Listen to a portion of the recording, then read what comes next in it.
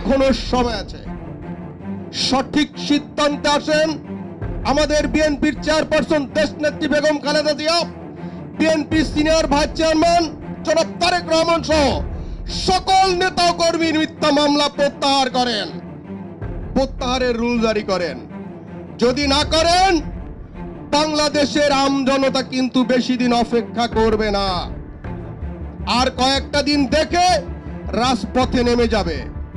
রাজপথে নামলে আপনি কিন্তু আপনার ক্ষমতার মসনদ ছেড়ে ওই হাসিনার মতো ভারত কিন্তু পালাতে হবে।